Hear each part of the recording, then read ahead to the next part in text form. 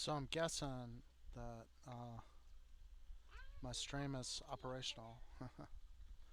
I I know there's going to be echo, but I'm just going to take a look.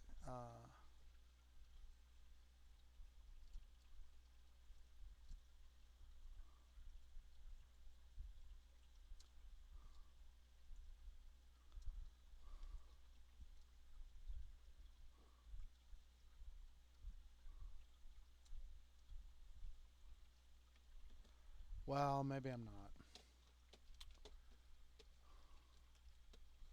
or I'm getting sidetracked. That's what's happening.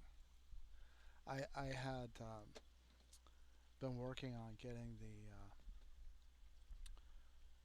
bots to read. I think this is one thing just to share as when I was at Oak Knoll, I guess in 1976, 76, 77.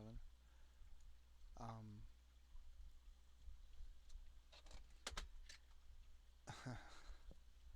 it was an awful school. It's like really, and there was no oversight with the teachers and stuff. There were some pretty girls in my class. There was like one brunette, and she was all right looking, and then there was this Suzanne. I think her name was Suzanne, and she had dirty blonde hair, but very curly, little tiny curls, like billions of them, and just beautiful. Yeah, yeah. She was in my class. That was great. And there was a kid, Malcolm, that was in there, and something Chan. It was like a guy. I guess he was mixed Asian, but he looked like Brad Chan or something. And Andy, uh, Mike Horn was a guy. Well, anyway, in the class there was like no oversight, and so um, I mean, in the afternoon, all the kids are just asleep, and the teacher was just droning on, right? And like, I was really bored too. One day I mentioned I was like, my mom was a teacher, and she used to have this little kind of hands-on things whenever she had a lesson to give the kids something to do, and then maybe they won't go to sleep. Oh, Miss White at Oak Knoll, she was really mad at me for saying that. How dare you tell me how to teach? And I didn't. It wasn't until even very recently that it dawned on me. I always everybody remembered I got really chewed out by the teacher. No. It's okay, you can make it. From that You have to day kill on, all these everybody called me guys so professor. I That can was my be nickname because I happy. told the teacher how to teach. Let's kill all these guys. I wasn't trying to tell her. Everybody's asleep, and I thought I was helping. Because it's like if everybody's sleeping, nobody's paying. Don't you feel sad? Nobody wants to listen to you. But it wasn't until very recently that it dawned on me that she's like, that's exactly what I want all these little scumbag kids to do is sleep the whole afternoon. The more, the better. It's a crazy man. And everybody sure enough woke up for the rest of the day that day. So I got chewed out. But back to what What I'm are we working on doing? in my stream is like she wanna. It's not It's too like, late. he's above grade level. I need to get him out of there. You got stepped on. Send him to the fourth grade. So there's some fourth grade teacher that doesn't want to teach anything in the afternoon, right? So she just collected her paycheck, and they had me, a sixth grade student, sit in the fourth grade and Don't put it in the read edge. all No. afternoon. I was like, yeah, Oh no, you I'd didn't love to say read and that. make everybody feel happy, and they liked it, and so I read to them, and this was Oh no, he's running one of the away. books I read was the Ghost Boat. It was like a mystery. Uh, it's like this boat that was floating. It was a big lake, right? And No. there was a You're boat that was not like fine. left on the I lake, can't and equal. maybe somebody drowned. And I can't remember exactly the story, but Ow, it was a my leg. mystery Oh, because did they stun you the a little ghost bit? boat would Yeah. Ow, turn up my leg. in weird places or whatever Oh, like that. it stunned your leg Kids really loved it. close? Read it to Yeah. them. Oh, sorry. So um, I like to teach, and I think kids would benefit uh, from having books read to them. So I've been working on how can I automate it? How could I get a decent bot, to read a book nicely, and also display the text. This is the thing too. It's like when my mom read the uh, Pentateuch to me. Well, before she stopped really around the Davidic period, like First and Second Samuel is. But by the time I was 6, I went to elementary school to the first grade, and my mom had every night she sat and she read, and there was some stuff that she skipped over in Judges that she just didn't like. She didn't want to read it to me. She didn't agree with it. But Samson, I got Samson and Delilah, right? Um, but then, yes, she read the First and Second Samuel, and it was interesting because she had a children's Bible, you know, and it's like King David loved Bathsheba very much, and so killed her husband, or it was like they tried to make it palatable for kids or whatever like that by changing it. This is one of the things that's so stupid about Christianity and what they do to the Bible. They're just like, oh well, this is a problem. We have a real ideology, right? Which is not this Jewish stuff, right? So we'll just change the Bible to say whatever we want, because really our whole religion is just bullshit to control people, terrorize them, tell them they're going to hell. But back to what I was saying, it's like my mom would sit there, and here I am, I'm 5, 6 years old, and she would sit there with the text and read the Bible to me, um, and so I was like, one of the things that I've done is I get a text reader, right? So you hear the voice, and you can also see what word, right, that would be highlighted using text aloud. I don't know that that's. I think Windows can do it without any additional software. You know.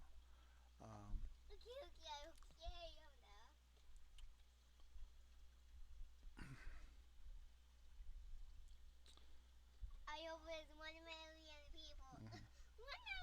But I want to do more of that. Get it out on the internet for kids.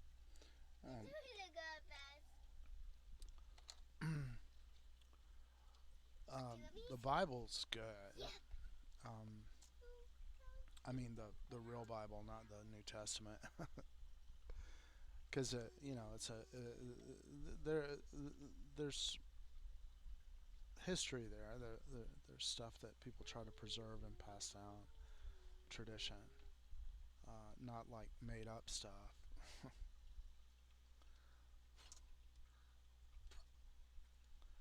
This is my sister's husband always thought it was funny. It's like in the text it's like the what the red button.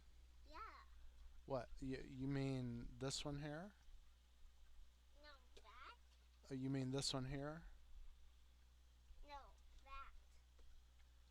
Oh, it's it's a watch the mouse. See, you can use it to move the mouse. You see how I'm moving the mouse with the red button? Okay, stop moving. Okay, now see I'm moving it with the red button. Right? So you can use that to move the mouse around if you want.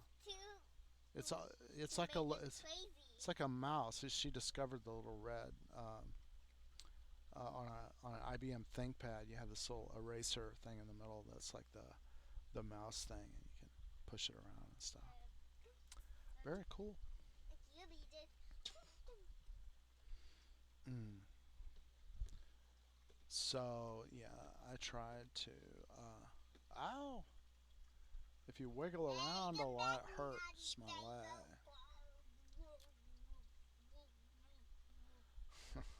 Hey, peacock! Quack, quack, quack, quack, quack, quack. Quack, quack, quack, quack, quack, quack, quack. I'm checking out my network right now to see how many systems are operational, and we've got one, two, three, four, Peacock. 6 computers running at this time on the network. I'm getting it. I'm getting it more squared away.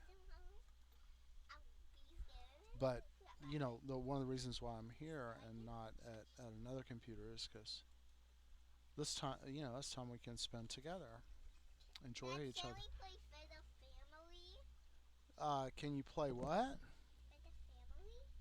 Sure, you can bring it up. Show Daddy. Can you? Uh, Control C. I'm I'm going out onto the network and getting some assets.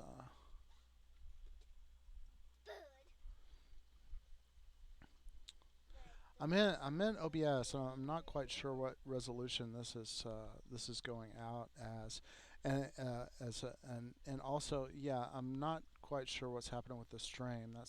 I was gonna bring it up. There may be some echo, but I'm getting ready to bring up the stream before I forget. Let's see. Uh, uh, Before I attention deficit.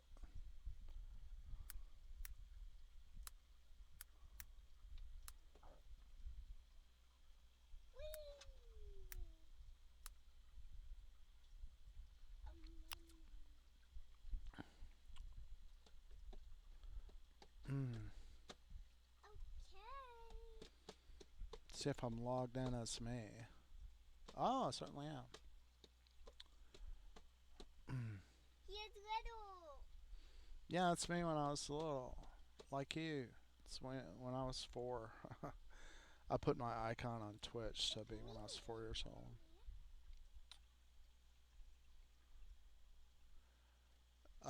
What is it? Meowco. So huge.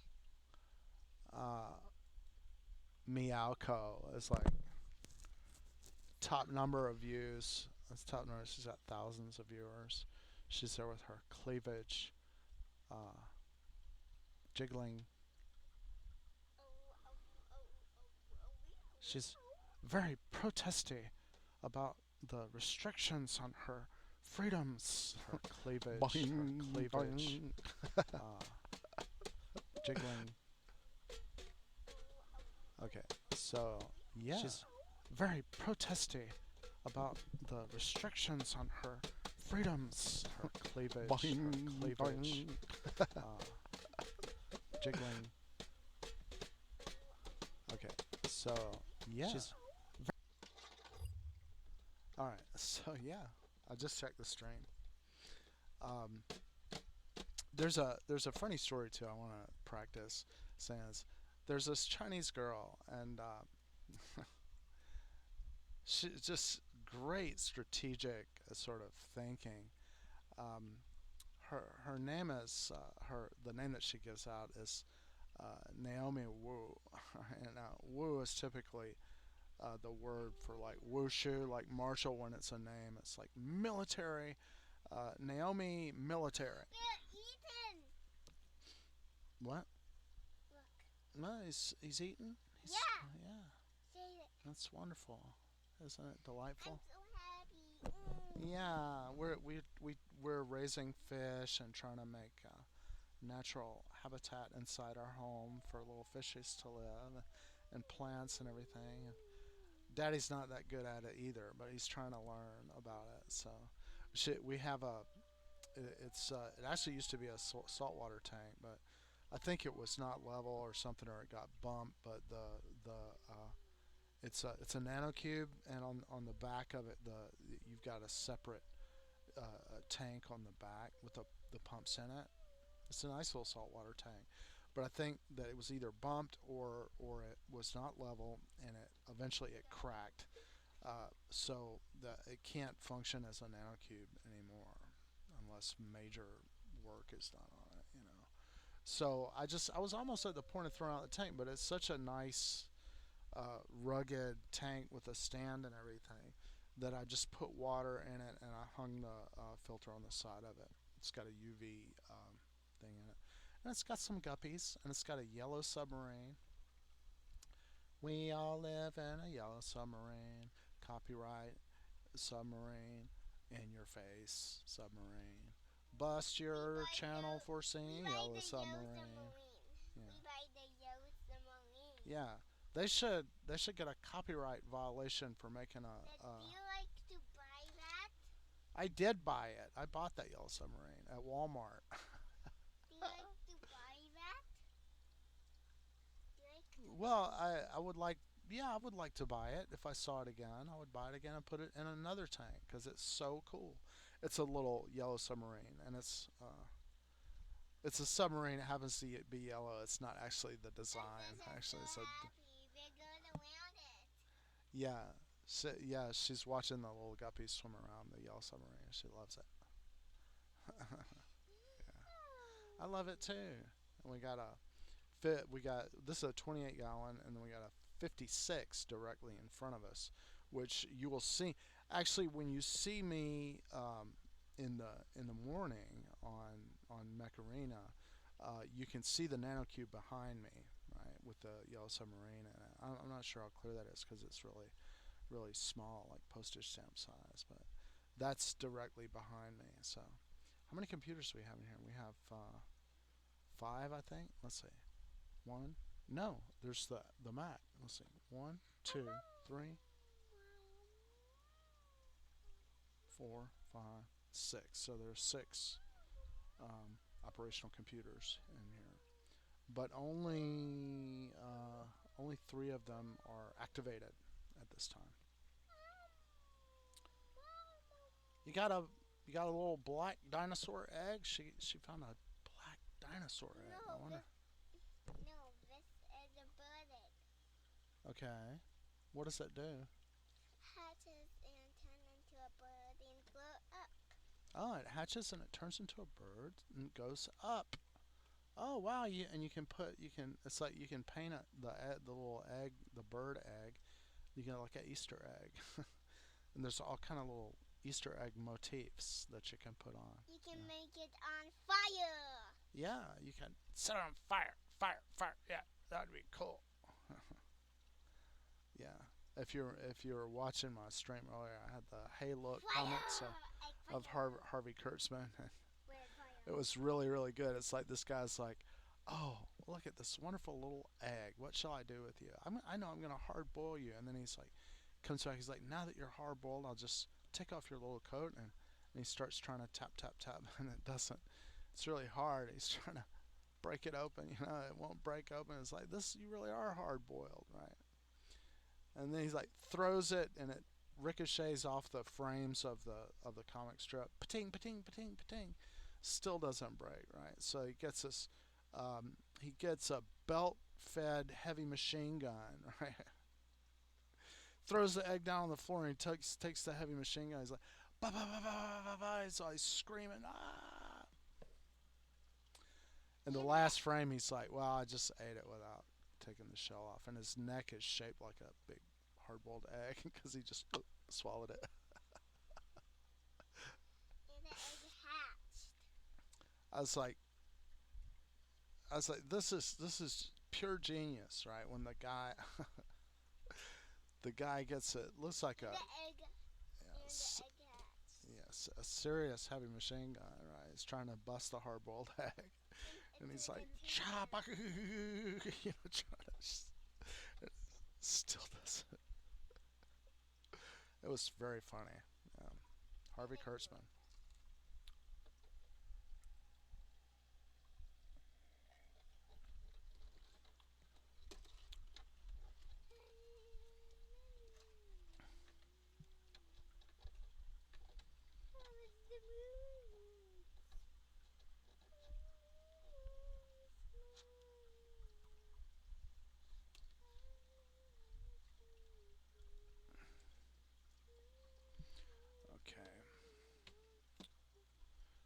she's where's the egg now, dear?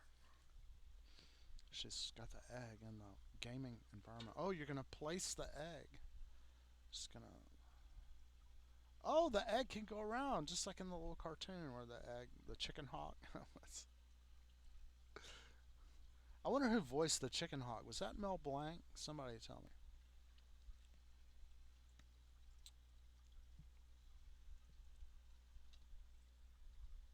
Look, he said he'll take my egg.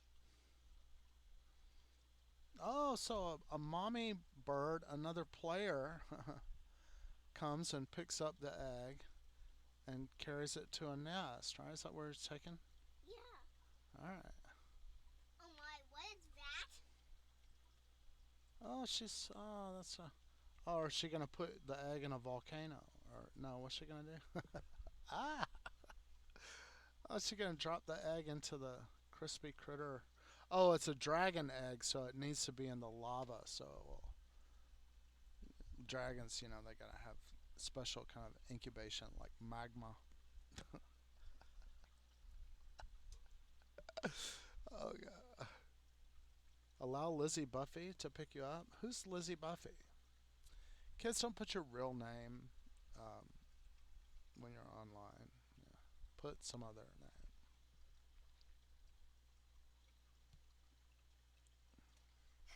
Technically, name. Oh, it's a nest in the little hanging garden. Wow, it's a dragon egg nest, I think. Or but ooh, the egg is all glowing with vaporous red glowing lava fumes. What is? Oh, and now you pick what you're gonna. Now you pick what you're gonna hatch out into, right? What you're gonna become.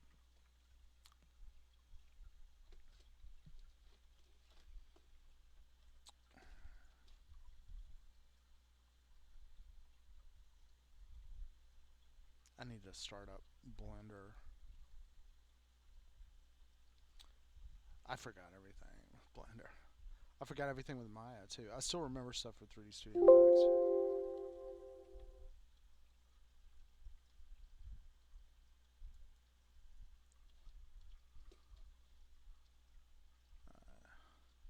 These computers are 10 years old, and so Blender is, yeah, this is the thing. Intel had this uh, series of processors with GPU like on the actual chip or whatever. So Intel graphics, HD graphics series, 4000, 5000, 6000, whatever. But they quit doing that. I guess maybe they hit a wall and realized it was a bad idea or something. And so the my understanding of it is that they just Intel doesn't really write drivers for that stuff anymore. So yeah, they're good. It's good hardware, but the company doesn't support it. So just throw it away. Write or learn how to write your own drivers. So wasteful. But it's my understanding that what's going on with it, and this is the thing. People, how you have so many computers? It's like come back here. people throw them away, man. They're like, uh, right now, across the world, people are throwing away computers. Why? Because when they turn on, warning, you can't install Windows 11. And you actually can. You can trick it. There's various ways you can trick it to install Windows 11. But yeah, I mean, this is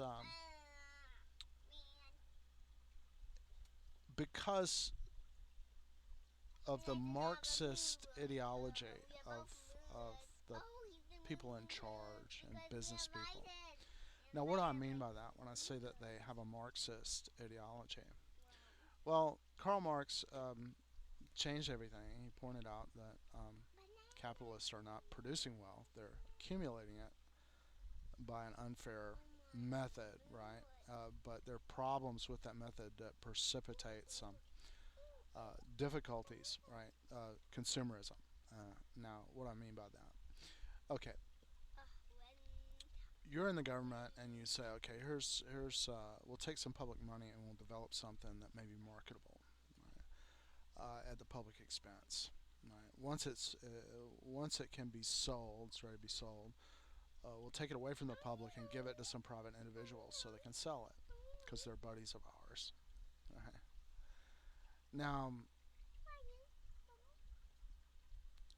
what with Karl Marx, what Karl Marx pointed out is that baseline. There's some value that's tied up in items that has to do with labor that goes into. In other words, a simple way of putting it is this: is say you've got a horse and the horse is tied up to this grinding machine, and you just whip the horse, and the horse goes around and grinds stuff for you.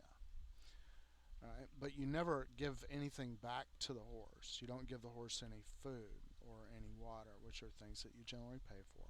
Right? Well, as the horse runs the grinding machine, doesn't the horse get skinnier, and doesn't the horse eventually like drop dead? Right? Isn't that obvious? That's a basic thing that Marx pointed out. Is that there's some value intrinsic to something that has to do with labor, right? So if say I steal a horse and I'm going to get in trouble if I get caught, right? Then it's my best interest just to run the horse until the horse is dead, and then burn it or something like that, right? Now everything that the horse grinds for me, I can sell, and then it's like profit, right? So, what happens with our current business people? And Chomsky would say this too, that they're all Marxist, right? Is they're like what we want to do is get all the resources and make a bunch of stuff that and force people to buy it, right? Quickly, over and over again, right? And whatever we had to do to make that thing that we're selling over and over again, we're not going to pay or share it equally with the people that made it. Right? We're just going to try to sell things over and over again as fast as possible because in the exchange, we basically skim. We don't give a fair cut to the work, and this the opportunity there. It's like, oh, it's legal to cheat people, right? It creates, it sort of galvanizes people. They're like, well, I could become a millionaire if our whole system is based on this. I could become a millionaire, and so they rush really hard to try and get control. And they're like, let me borrow some money, and then I'll buy some politicians, and the politicians that I bought will have to do what I say, keep wages low or something like that, and I'll buy a lot of advertising to make people think they need my stupid gizmo that's going to break right after they buy it. It's going to be indispensable. Everybody has to have it because it's fashion. This is Karl Marx called that. What happens with this system is a proliferation of stuff. Lots of stuff gets produced, right? Because they want to keep making money by exchanging it, right? But you don't want to give people like a can opener that's going to continue to work as a can opener, right? Because then you can't sell can openers anymore because everybody has one eventually. So you make everything where it breaks, right? And then you have to throw it away, right? And so we're hurtling towards the extinction, the destruction of the planet, and the destruction of the environment and all human life on Earth by plan, by design, because it's stupid.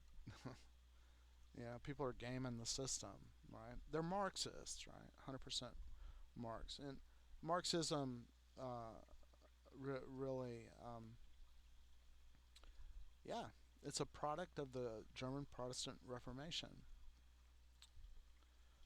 Marx was not Jewish. He was, you know, very Hellenized. If you don't believe me, pick up, his complete works and start reading from the beginning or whatever. It's like just totally Hellenic, like stuff, Epicurus and Democritus and stuff like that. He doesn't even know any Jews. He managed to mention Spinoza, I think, once. Like I went back and I've read a bunch of Karl Marx, and some of it's really hard. Um, he's drawing things out and making it very turgid and obtuse and stuff. Capital Volume One is good, and the stuff he's writing about Epicurus, his PhD thesis, I think, and stuff, is yeah, it's highly interesting. It's yeah, but it's not. It's much more a product of the intellectual ferment of the German Protestant Reformation than it is, and the Renaissance, than it is Jewish in any way.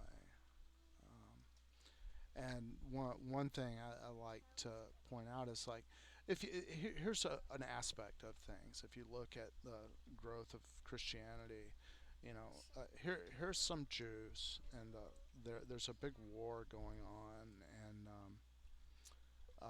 a lot of Jews are like, well, God will, He's gonna come. We'll keep fighting, and He'll perform miracles and stuff. He always does that for us. But around the time of Josephus, yeah, Josephus went. Yeah, this is like, I don't know, 40 or 50 years after Jesus was crucified, right? So Jesus said, "This generation shall not pass before you see the Son of Man coming in clouds of glory." No, everything continued. Yeah, like it was going on, and please don't take my word for it, but Josephus' account, it says, yeah, he claims to have gone to there was a call to Rome to review a case, and he went as a legal defender of some Jews to Rome. He traveled from Israel and went. It was not Palestine. It only became Palestine after the Romans finally said, "You're not going to have Judea and Israel anymore. You guys are too annoying. So we're just going to change the name of it to Palestine, which is your former enemy, right? We'll just try to forget about you or whatever." So in the midst of all this, you had a group of apostles, as it were, who they staked everything that they were going to have this Davidic hero, Messiah. What is the Messiah? There's lots of messiahs in Judaism. It just means that someone with authority from God has oiled you, you're the oily one, and when you get the oil put on you, that means that you're the king, right? Now, if you ever happen to read the book of Samuel, the prophet, yeah, it's like Jews don't, they're not supposed to ask for a king. Jews are really supposed to, grow up and manage their own affairs and not call on sky people, to intervene, right? They're supposed to set up a system whereby they govern themselves, right? So if you ever happen, for all you people that are like, we can't wait for the Messiah, we can't. Look, I'll be perfectly honest with you. I don't want a king. Think about what you're saying for a second, right? And if you go back and read Samuel, God in Samuel, it says that God said to Samuel, "Oh, they're asking for another Pharaoh." Yeah, I knew they were gonna see. I'm paraphrasing. Or yeah, they're asking for a Pharaoh. Just got him. I parted the Red Sea. To go. I knew they were gonna do it because I'm God. But don't feel bad because it's not you who they've rejected. By asking for a king, they have rejected me. So yeah, God is not man that he should tell a lie. Neither is God the Son of Man, that he should repent of having said something that he didn't fulfill. Right? That's a notion of God that's supposed to be more durable, or yeah, it is. It's very durable.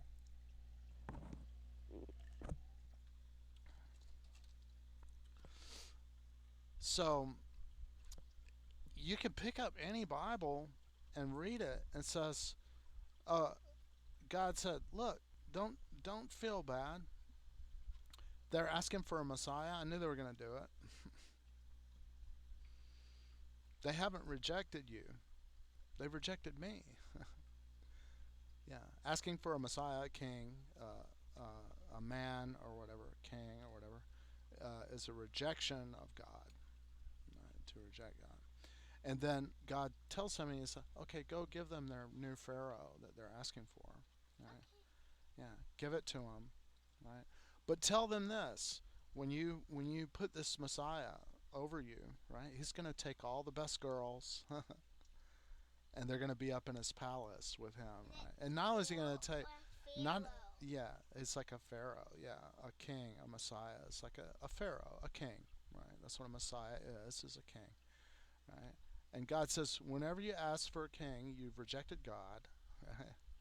And what's going to happen is the king is going to first he's going to get all the girls, and then he's going to get the best cooks, and he's going to put all them in his palace too, right? He's build a big palace, pleasure gardens and stuff. And then after that, what is he going to do? Well, to fight his wars, he's going to take all your sons. So he's first he's going to take your daughters, for sex and in his palace, right? And then he's going to take your homely daughters and make them cooks in his palace, and then your sons he's going to put on the battlefield in front of his chariots. And when after he does all these things, God says in Samuel, right? After he does all these things, you're going to cry out. In that day, you're going to cry out to me. You're going to call God, "God, help me. This guy's, he's a Messiah. He's messy. He's messing everything up." But then what does God say? In that day when you cry out to me, I'm not going to answer you. Very profound. So, yeah. Everybody, this is a problem. One of the things, problem with Christian people is they're not very familiar with the Bible. They don't read it very much at all. Uh, oh my goodness. Some stupid telephone calls coming. I'm trying to see where it is. Maybe I'll just try to ignore it.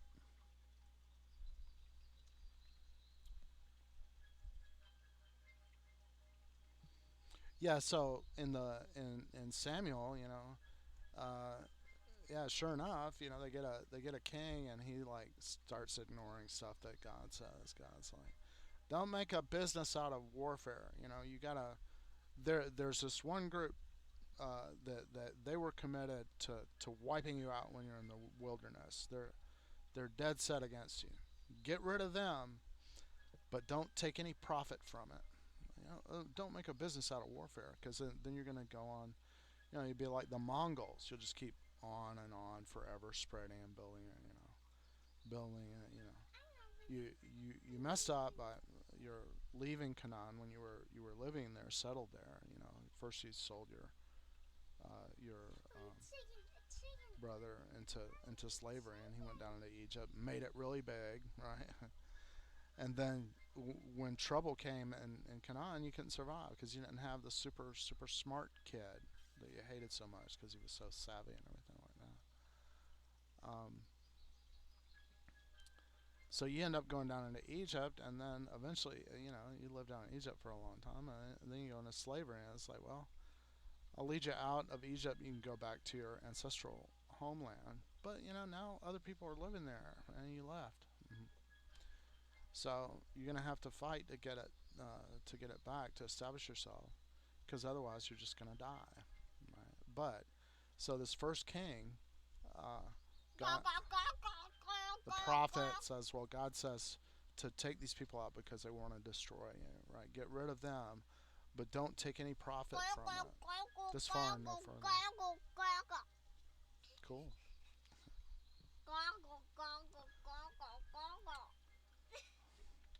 So you know they eat all that meat when they make a sacrifice. So there's kind of like sort of a feast angle to it or whatever like that. So the first king is like, yeah, let's ignore what God said and make a big profitable bonanza of a feast out of all this stuff. Take some of the good stuff.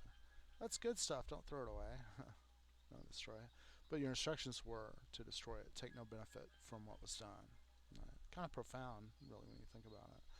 Right. So the prophet tells the first king, "You're not king anymore." You know, and then he goes to anoint. He's told to go to the house of Jesse, and Jesse brings out all his kids, and the prophet's like, "It's none of these." He's like, "Well, that's all of them." Nah, there's another one. Well, okay, so there's a problem because uh, David was out in the back because right, Jesse, yeah, had well, the story goes that he had sex with a slave girl. Yeah, yeah, good. That's the funniest thing. It's I have this I have a dowel rod that has my beautiful tapestry on it, and uh, it's uh, some people like are like on the Three Stooges, they're like jerking stuff and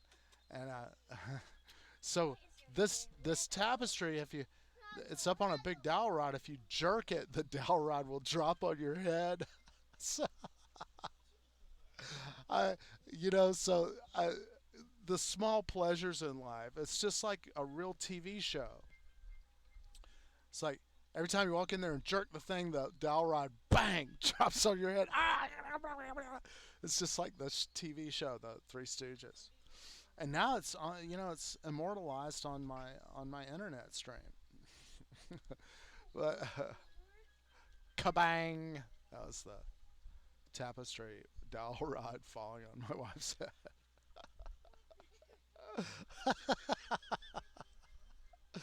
Ah, uh, but yeah, for people that are not familiar with there's different translations of the Bible, and there's different commentaries and stuff, and a lot of stuff is there's a lot of commentary that you don't know about unless you look deeper into it, right? And so you can go to the commentary and you'll find that yeah, they say, oh, well, David was the son of this slave girl, but then it was okay. How was it okay? Well, it goes like this. When the prophet said, this is the one that we're going to anoint as the king, the son of the slave girl or whatever, and Jesse, right? Not the legitimate son, right? The wife comes forward, Nisbet comes forward, and she's like, "Oh, well, he's actually legitimate because you see, it's like this: when Jesse was gonna have sex with the slave girl, me, his actual wife, I disguised myself as her, right?" And then so David is actually my real son, and I would, in order to hide the trick, that I had tricked my husband. In order to hide the trick, I just said, "He's not my son," and put him out. Yeah, that's real believable. And I put him out in the back, and he's not legitimate because he's Ishmael or whatever. Oh yeah.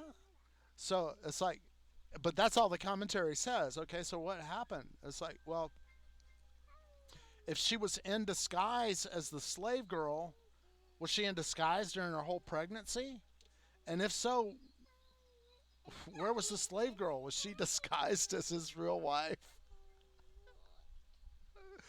And this is one of the great things about Jewish commentary on the Bible. It's like, think about this. This is a historical reality. You can study the history of Egypt. It's there. You can study it. and you can find out a lot of things about what happened in Egypt. And one of the things that the Egyptians did is they always said, "We win every time," and anything bad happened, we kicked butt. They're sort of like they're it's all propaganda, sort of like it is in the United States. The whole history is just some crap that they made up to say that we're the best and we look good. We're the, George Washington was the most honest. I cannot tell a lie. It was I that chopped down the cherry tree. We know that's a pure fabrication. All that stuff is just crap that they made up, just like the Egyptians make up their history to say that we won and we're whatever that looks bad, that's not us, right? So here's an example. Hatshepsut is a pharaoh, and she was a woman, right? And they were not friendly. The Egyptians generally thought it was bad. The Chinese did this too when there was a female empress. The all the historians were like very gloomy about this. Well, what the Egyptians did is after Hatshepsut's reign as pharaoh, and she did a lot of things. They went around to the stone hieroglyphs. They carve everything in stone, trying to make it last. They went around, they chiseled all the hieroglyphs to try and erase the history about Hatshepsut, right? And this, I think, it can illuminate like an understanding of the Jews as a people.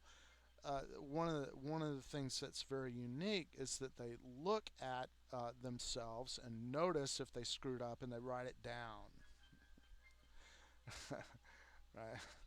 To try and get better, right? Instead of just making up a lie, right? And I think the United States could learn something from this. So, United States history, as I was taught growing up in elementary schools here and stuff like that, transparent lies, most of it. And even we know that people like the stuff about George Washington, the cherry tree and stuff. We actually have the writer that made it up, that explains why he told that lie. He's like, well, we were supposed to make it sound like he was the most honest person possible. Oh, yeah, you're a liar. He was what he was, right? That's another issue, right? So I think that's something that we can gain by going back and looking at our own history here. My family's. Let's make a poisonous You, endoline. you're gonna make a poisonous what? Endoline from Pokemon. Oh, a poison Pokemon. Wow, Called Emamuna. that's gonna be amazing. And the Luna is in the moon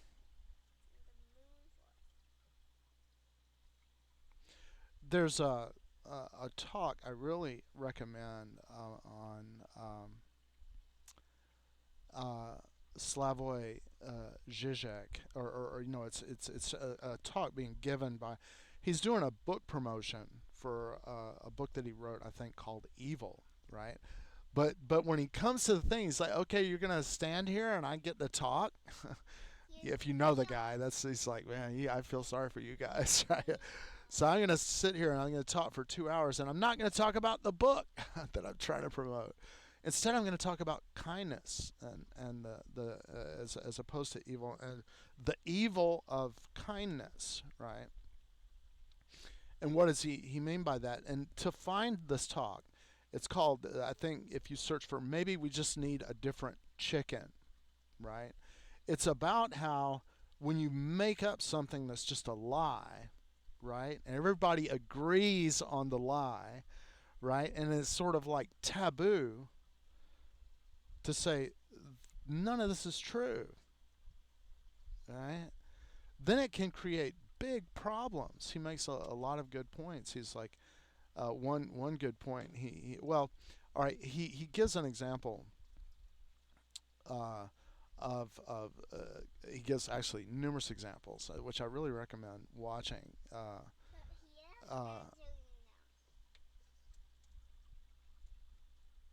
a lot of well, a lot. He goes in the fire hall. say for example Santa Claus, right? You go to the parents, Turn you in the go, well, do you really fire. believe in the Santa Claus thing? And the parents say, of course we don't believe on it. We do it and make the kids feel good. Well, if you take the kids off by themselves, Exactly. But you this is really fire. do you really believe in the Santa Claus thing? And the kids will be like, well, no, of course not. We're not stupid. The This is Annalino. our parents get the gas, Annalino. yeah, we know, but we want to make them feel good, and so you both agree that you're going to lie about something, right? And then it just works, right? So and people don't talk about reality anymore. Talking about the tooth fairy, I think he brings up the tooth fairy or something like that, but uh, he he makes he makes an example with a very interesting joke where uh, these doctors are sitting around the gate of the lunatic asylum, right? And this guy that has been cured of his insanity comes uh, comes back. He's trying to get back in the gate. Save me! Ah, I'm going crazy. And they're like, wait, we thought you're cured. You no longer believe that you're a grain of corn that could be eaten by a chicken. And the guy's like, I know, but does the chicken know it? Right? And think about that for a minute. So what that is it's the example of like here I'm going to put an individual and okay, here's a scenario we're talking about. The tooth fairy, and tooth fairy is just a nice little story to get us to get rid of your tooth when it came out or whatever like that, because people have a tendency to want to hang on to stuff that comes from their body, especially kids or whatever like that. So it's just a little story that you made up. The guy that's afraid of the chicken, right, is sort of like the kid that really believes the tooth fairy um, is coming and acts on the basis of sincere belief in that. And I would put myself, the danger of this kind of like the psychological traumatic danger is for example, if you're in around a lot of little Protestant kids, right? And I think I've said about this before. They're like, if you think about a naked girl, this is something that really happened to me when I was a little kid. The church kids up the street, they're like, if you think about a naked girl, see this naked girl in the Playboy magazine right here, you go to hell, right? Now, this really happened to me. I was like, my mom read the Bible to me every day. I thought it was really real. I was like, gee, I was like 5, because try to not think about a naked girl. Okay, what are you not supposed to think about? A naked girl. So don't think about a naked girl or you'll go to hell and be burned forever. Now, yeah, I really went through, well, really it precipitated an aversion, of a great aversion to even looking at the Bible. It's just like, where's my gun or whatever like that. And if you do that, you really miss out on a lot of history and a lot of great, interesting stuff. But here's a that's a kind of silly example, right? Yeah, because and look, the little kids, Don and Paul Osborne, that were always telling me I was going to burn in hell, they were not worried, right? They were not worried at all. Why were they not worried? Because they know it was a lie, right? That and part of what was going on, I think, with them in particular, is their kids had the mother was divorced from the husband and he was out of the house, and they were sort of competing for the kids' love, and they had been lied to a lot, you know they had been told things that were not true, and they've been lied to so much that by the time somebody said, if you think of a naked girl, you're going to hell, you're going to burn up in hell forever. It's just another lie, right? But then they delighted in finding kids that were credulous enough to believe it, and manipulating them, right? And using them. Now, you may think, well, that's a little bit silly, but when you get to things like the Crusades, right? Oh, there's people that And this is something that's really going on. Right? They've revived the Knights Templar. Well, what are the Knights Templar? There are these military people that are like, hey, there's people that are not in the Catholic Church, and they should die. Anybody that's not in our religion should die, right? So the Knights Templar were formed to go and serve Jesus by killing everybody that was not Catholic. And, a lot of people saw that, if that's the rule, man, we could make a lot of money, right? So they set up a big banking system and everything like that. And they put banks all along the road out of Europe into Palestine. So the marauders or whatever, are you in the Catholic Church? Or I don't care if you're in the Catholic Church. I'm here with a military force. I'll just kill you anyway. Kill them all. God will, at the pearly gates, if they're Catholic, they'll just go straight in. Nothing to worry about. Just kill everybody. So this is a problem when you take something that's a lie, right? There's a hell, there's a whole cosmogony and everything like that, and then you say, well, that's the rule. We believe that because it's taboo not to. It's just a rule that you have to follow. Well, then some people, they're like, hey, well, if that's the rule that we follow, then can we just go and kill anybody that we said is not Catholic? That's what the Catholic Church has spent a lot of time doing. That's what the Inquisition did. Oh, you're converting to Catholic. We're going to test you to see if you're really Catholic with advanced legal techniques. And then we're gonna steal all your stuff. We're gonna find that you're not really Catholic because we want to take your money, right? Or look, some king has a gay son or a gay daughter or whatever, and needs to get them out of the way, so he puts them in the clergy, right?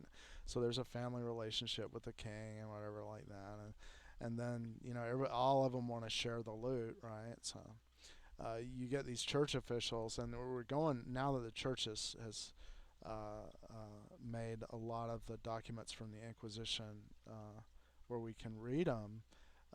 I heard a rabbi go, "Oh, they seem to be very sincere. They really believe this."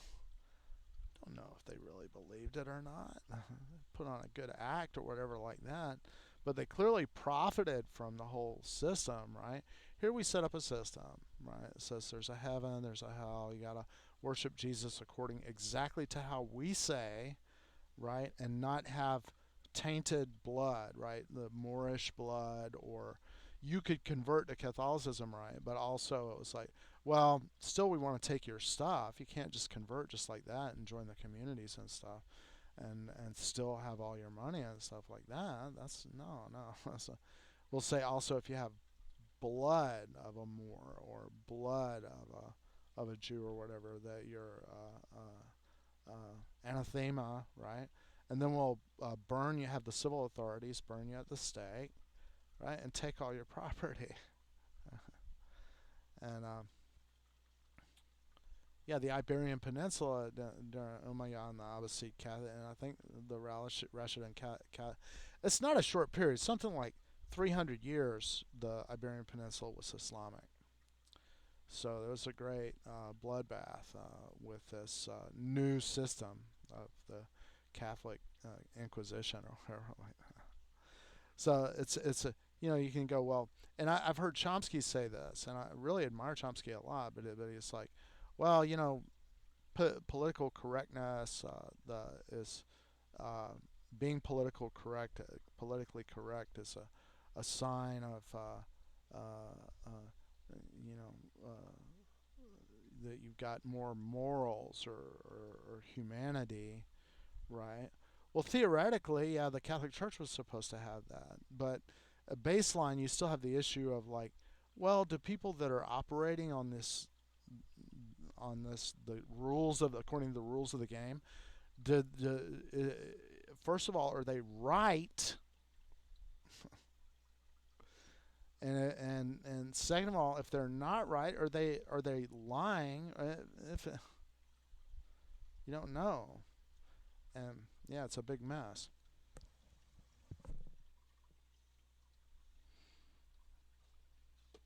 My daughter has gone away from her gaming here, so I want to stop the recording. We got a 3 hour gaming session that she did. Gonna go back and see that. And since she's left, what I need to do is go do some work in another arena. But thanks for tuning in. I hope I didn't annoy anybody by getting. I'm on OBS and I don't see how to set my category. So I don't know if I'm only going to find out later how my category came across. So I hope that was not annoying for people. Until next time, we'll see you on the Reading Cow from Another World thing show, which this is. And until then, it's not going to be then. Goodbye.